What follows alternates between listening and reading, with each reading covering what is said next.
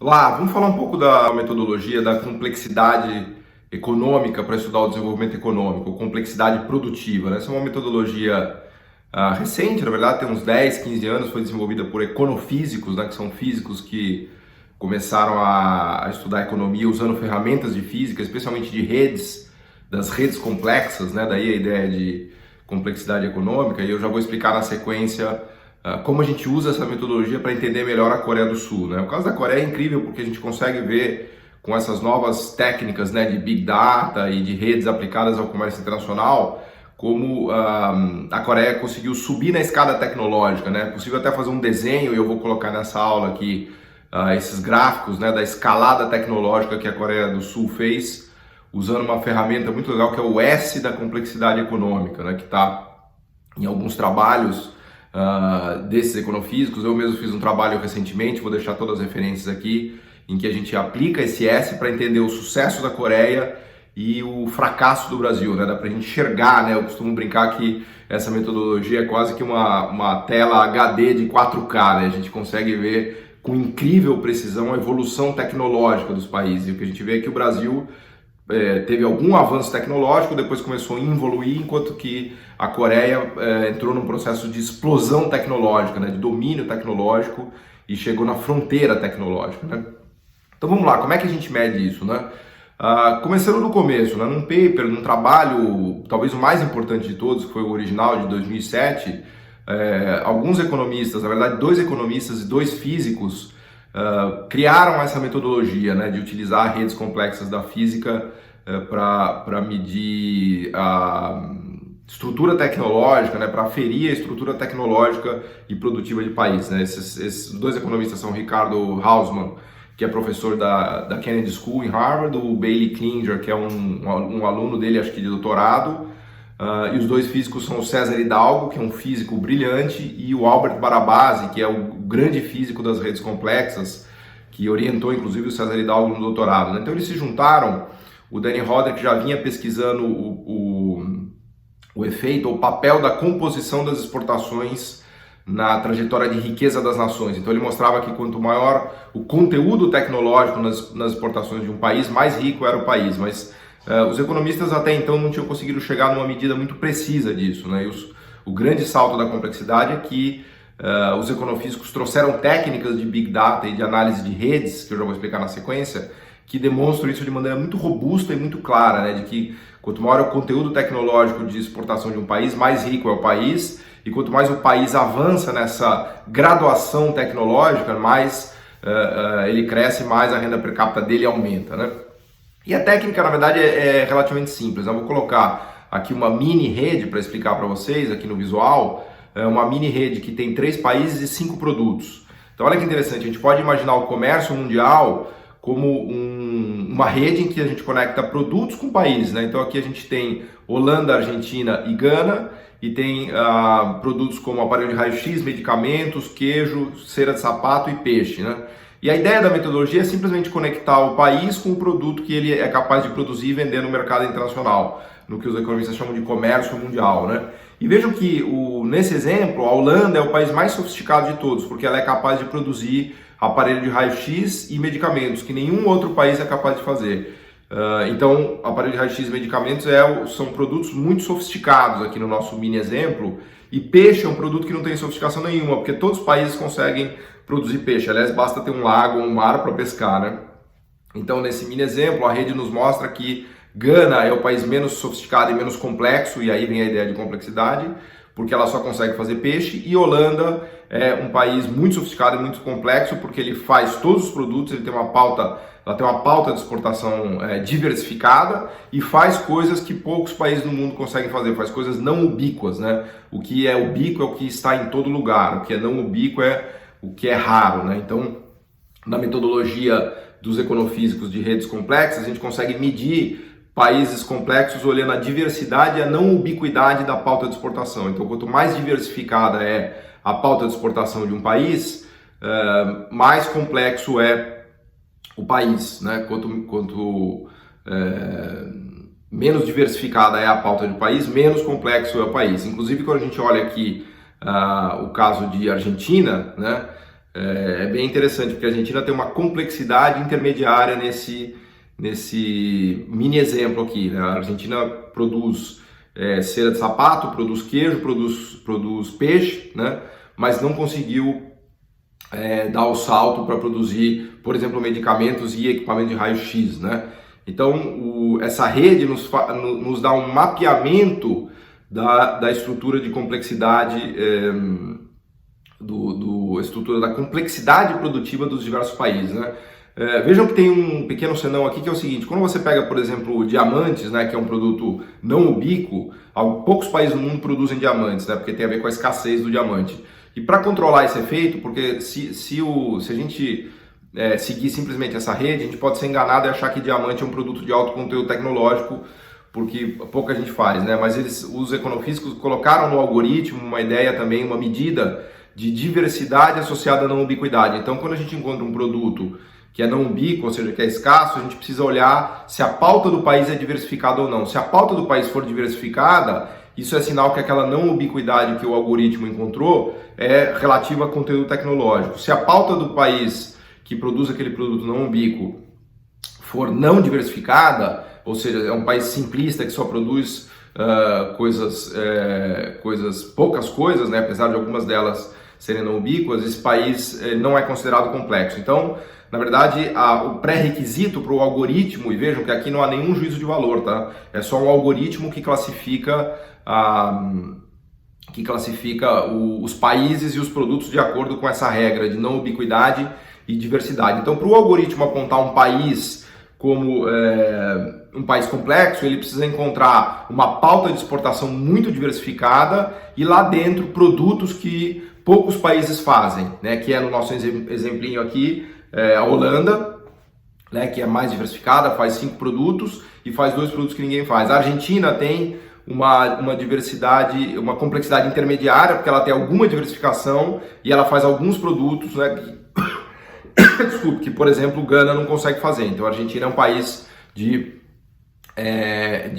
complexidade intermediária, né? Então, essa metodologia é fantástica, porque ela o algoritmo roda uma análise no Banco de Dados de Comércio Mundial dos últimos 50 anos, procura os países que têm as pautas mais diversificadas, com produtos que poucos países fazem, e classifica esses países como complexos, né? Como de alta complexidade produtiva, né? E a gente consegue ver ao longo do tempo como a complexidade produtiva desses países vai evoluindo, né? Então a gente tem um belo mapa, né? E aí uma medida precisa da capacidade técnica e produtiva de cada país a partir da medida do conteúdo das exportações e da diversificação das exportações. Então não vale ter produtos raros se as exportações não são diversificadas, tem que ser exportações diversificadas, muitos produtos na pauta de exportação, e quanto mais produtos ali que ninguém faz ou que pouca gente faz, melhor, mais complexo será o país, né? Então essa é a primeira grande contribuição dos econofísicos. A segunda contribuição, que é muito interessante,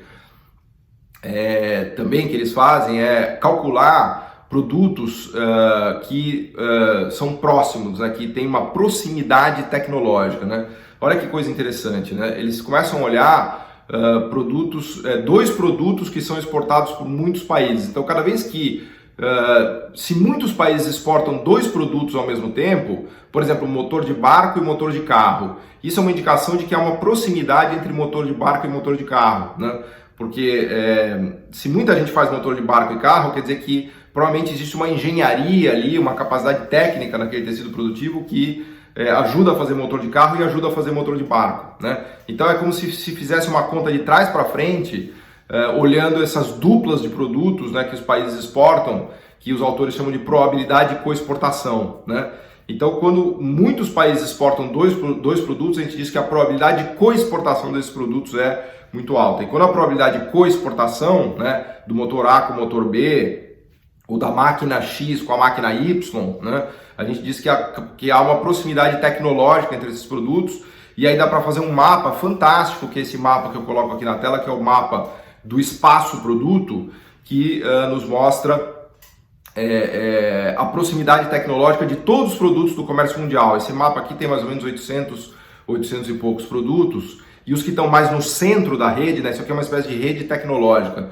um mapa tecnológico. Então os produtos que estão mais no centro da rede são produtos que são muito conectados, né? Como uma pessoa no Facebook que tem muitos amigos, né? Quanto mais no centro da rede, maior a conexão desses produtos com outros produtos. Quer dizer que a probabilidade de coexportar com vários produtos, desses produtos do centro da rede, é muito alta. Enquanto que na periferia da rede, que a gente vê que é infelizmente o caso de produtos que o Brasil faz, soja, minério de ferro, petróleo, a probabilidade de coexportação desses produtos é baixa. Então isso é uma indicação de que os produtos da periferia têm pouca conexão com outros produtos, né? É engraçado porque isso aqui é quase que um paralelo com as ideias do Prebisch, né, e do Furtado é enorme aqui nessa rede tecnológica, né? Porque existem sim produtos da periferia e produtos do core tecnológico que só os países ricos, né? Então a gente pode fazer a leitura à la Prebisch, né, de que os países ricos dominaram esse core tecnológico, que são os produtos do centro da rede,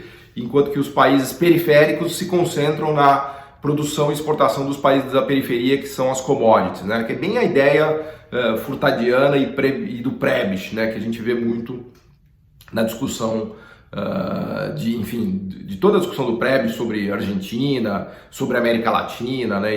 E tudo mais que a gente que é uma literatura fundamental, né? Então, este mapa tecnológico também é muito legal. A gente tem primeiro a classificação, né, dos produtos ubíquos e não ubíquos, que dá a complexidade do sistema produtivo, e segundo, que também está nesse artigo de 2007, que eu deixo aqui a referência, a gente tem esse mapa tecnológico, né, que nos mostra a localização no espaço tecnológico dos produtos mais sofisticados e dos produtos menos sofisticados, né? Então um país se caracteriza como um país rico se ele domina, se ele produz e exporta esses produtos do coração tecnológico da economia mundial e do comércio mundial, que é exatamente o que o Prebisch falava, né? Então é legal, eu brinco que naquela época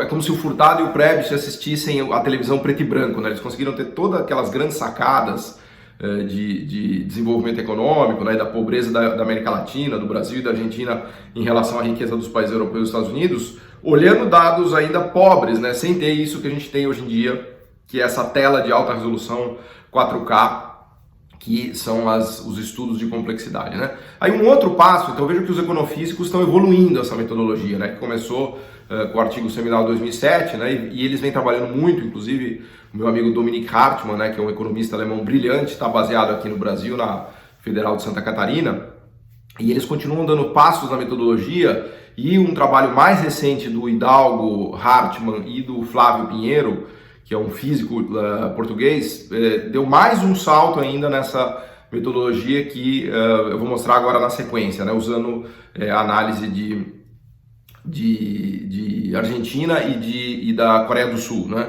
Então, vejam que interessante, a gente pode fazer o que eles chamam do S do desenvolvimento econômico, né? Quando a gente olha o S do desenvolvimento econômico, a gente pode colocar vários países no tempo para ver como a estrutura produtiva desses países se comportou, né, ao longo do tempo, ao longo dessa trajetória de crescimento ou não, enfim, da tentativa desses países de se desenvolver, né? E eu coloco aqui a Coreia do Sul, coloco o Brasil, que é a primeira comparação, então a gente vê que a Coreia do Sul conseguiu realmente saltar de um país pobre tecnologicamente para um país muito rico tecnologicamente.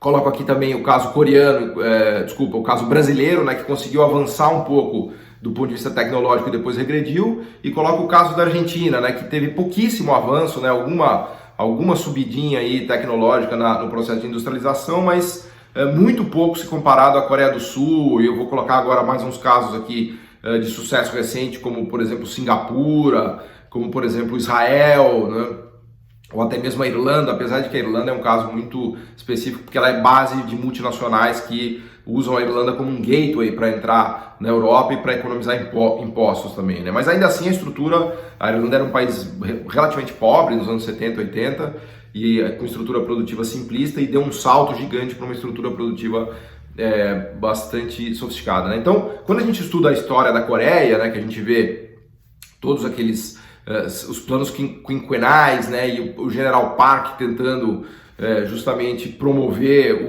a sofisticação produtiva tecnológica, é legal ver nesse mapa, né, e daqui a pouquinho eu vou explicar o detalhe de como a gente constrói esse mapa. Dá para ver claramente, né, a evolução tecnológica da Coreia, como como o General Park acertou, né, como os burocratas coreanos e a iniciativa privada coreana aguerrida conquistou os mercados mundiais, como a gente fala, e foi capaz de se graduar tecnologicamente. Então, subir essa curva do S significa ser capaz de se graduar tecnologicamente. O Brasil ficou preso ali no meio, o que é a armadilha da renda média. A Coreia do Sul deu o salto e a Argentina ficou lá embaixo, né? Então são casos assim frustrados, né, de industrialização, ou industrialização incompleta, ou trunca, ou truncada, né, como se diz em castelhano, né? Então o Brasil e a Argentina não conseguiram dar o salto rumo ao topo da escada tecnológica, dos degraus mais altos, enquanto que a Coreia do Sul conseguiu, Israel conseguiu, Singapura conseguiu, e por isso eles ficaram ricos, né? Então todo o trajeto, né, dos planos quinquenais coreanos, né, eles vão avançando, e o governo, os burocratas tinham clareza nisso e continuaram, né, nesse caminho, conseguiram lograr êxito ao produzir essa graduação tecnológica, enquanto que o Brasil não. O Brasil parou de fazer isso nos anos 80, a Argentina também, como a gente sempre diz, né, como a gente falou. E portanto não conseguiu avançar mais, né? Não conseguiu avançar mais, e houve essa interrupção de sofisticação tecnológica produtiva, tanto de Brasil quanto de Argentina. Bom, como é que a gente faz esse S, né? Essa agora é a questão relevante aqui pra gente, né? O pulo do gato dessa metodologia, que foi desenvolvida pelo Hidalgo, pelo Hausmann, agora pelo Hidalgo, pelo Hartmann, Dominic Hartmann e pelo Fábio Pinheiro, é calcular a proximidade dos sistemas produtivos em relação a produtos complexos. Então vejam que é um pouquinho distinto da complexidade produtiva per se do sistema. Na verdade é uma medida de densidade tecnológica que eles tiveram a sacada, e eu vou colocar aqui esse desenho que ajuda a explicar. Então a gente tem cada bolinha aqui, agora é uma rede, né, aquela rede mesma rede que a gente viu, que é o mapa tecnológico, mas agora por país. Vamos olhar por país, né, por exemplo, Coreia, e vamos olhar a densidade de produtos tecnológicos no portfólio de produtos dos países, né? Então, tem várias bolinhas, né? Cada bolinha representa um produto. Quando tem muito produto sofisticado ou complexo, a gente diz que há uma densidade alta de produtos complexos ou sofisticados nesse país. Quando não tem nenhuma bolinha ou tem pouca bolinha, a gente diz que tem uma densidade baixa de produtos sofisticados ou complexos na estrutura produtiva desse país. Então, no eixo, no mapa do S, do desenvolvimento econômico, no eixo X a gente coloca a complexidade produtiva de verdade do país. E no eixo Y a gente coloca essa densidade, que na verdade é uma medida de proximidade tecnológica. Então a ideia é de que quanto maior o valor do eixo Y, mais próximo o sistema produtivo daquele país está de produtos sofisticados e tecnológicos. E quanto mais para baixo, quanto menor o valor, mais distante o sistema produtivo daquele país está de produtos sofisticados e tecnológicos. E veja que não é uma relação linear, tem um S, né? E esse S tem um significado muito importante. Ele diz o seguinte, ele diz que tem uma fase intermediária ali, em que existe a necessidade de se dar um salto para os produtos mais sofisticados, e que é muito difícil, que a maioria dos países não conseguem saltar, né? Todos os latino-americanos não conseguiram saltar, Brasil e Argentina são casos típicos, e Israel, Coreia e Singapura, por exemplo, conseguiram saltar. Então eles saíram daquela base do S, né, em que eles só produzem produtos simples, não sofisticados, e foram para o topo do S, onde se produz produtos bastante sofisticados e complexos.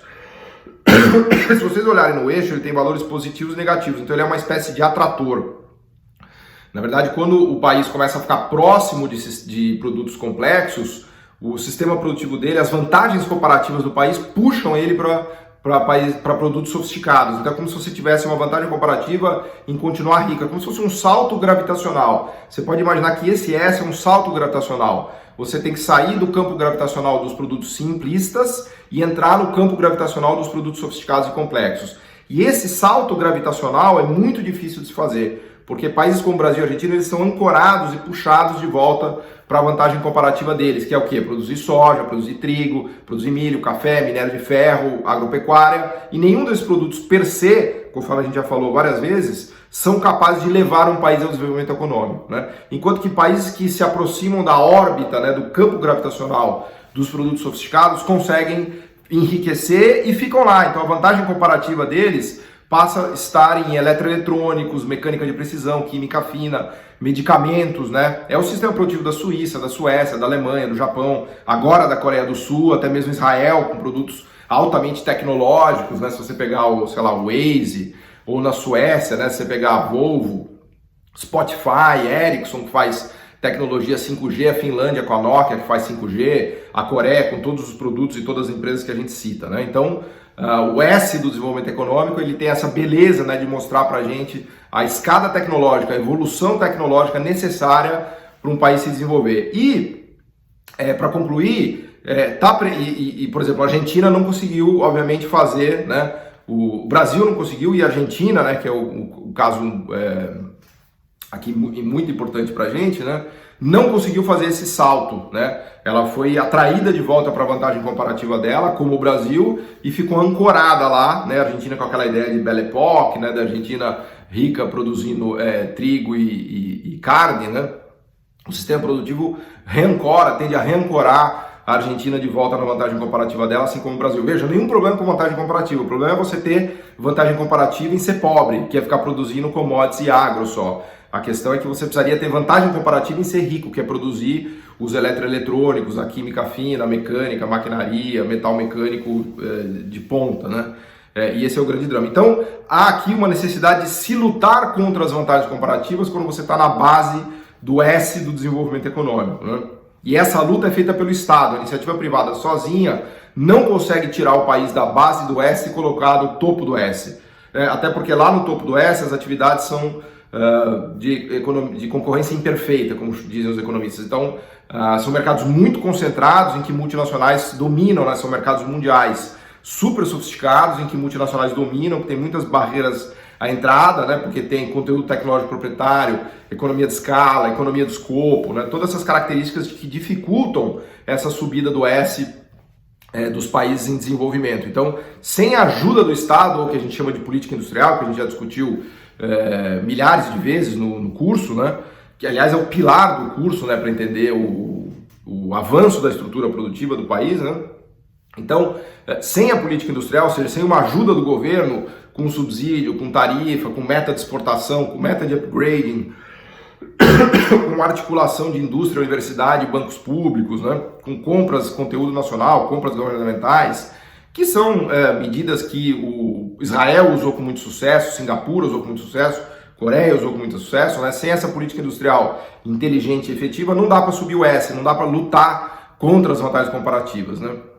É evidente que você não vai fugir completamente das suas vantagens comparativas, a ideia é usar vantagens comparativas adjacentes, né? Ou seja, coisas sofisticadas próximas do que você já sabe fazer. Processamento de commodities, máquinas, né? Por exemplo, no café, né? Você pode ir para uma cápsula de café ou para uma máquina que faz toda a torrefação, ou a máquina que faz a cápsula, né? E caminhar, vamos dizer assim, em direção ao filé mignon tecnológico daquela cadeia produtiva. Então essa é a importância da política industrial e conforme a gente discute bastante no curso, né, tem política industrial e política industrial, né? Política industrial que consegue fazer, né, e política industrial que não consegue fazer. Então a Argentina é o caso de política industrial que não conseguiu fazer e Coreia é o caso de política industrial que conseguiu fazer, né? E aí a beleza desse S da complexidade econômica é que ele nos mostra que fazer política industrial, per se, não garante, né, o sucesso e o desenvolvimento econômico. O caso argentino é prova disso, né, que se fez política industrial e não se conseguiu. E aí há uma longa discussão, né, que a gente faz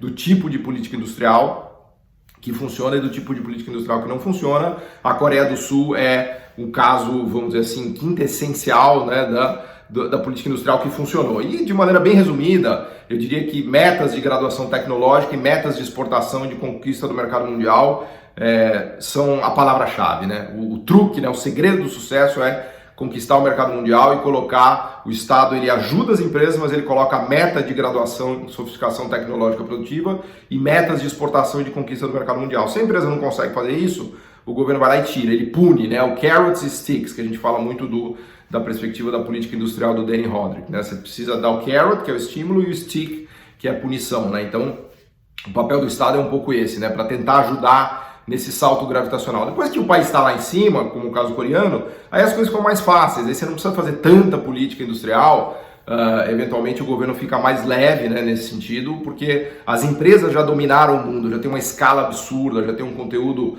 tecnológico proprietário muito forte, aí a gente até pode dizer que o livre mercado funciona para o país rico, né? Apesar de que os ricos também agora estão se degradando, porque a China mudou esse cenário, né? A China fez tanta política industrial e teve tanto sucesso que ela está deixando até os Estados Unidos, a Alemanha e a própria Coreia preocupados, né? E o Japão, que estão voltando a fazer política industrial para se defender da China, né? Que é um caso bastante curioso, né? Que eu costumo brincar que a China era aquele dragãozinho que todo mundo achou bonitinho, alimentou, botou lá as multinacionais para produzir que era barato, de repente o dragão cresceu, virou esse gigante, né? Que é o dragão chinês que está conquistando o mundo e deixando todo mundo muito preocupado, né? E trazendo de novo à tona, e deixando as claras, né? Porque tem muita gente que ainda acha que o mundo rico não faz política industrial, né? Que é mentira, na verdade eles fazem muito, né? Mas de maneira um pouco mais escondida, mas agora isso inclusive tá aparecendo de maneira ostensiva, né? Dessa luta tecnológica da fronteira usando políticas industriais, tá bom? Obrigado.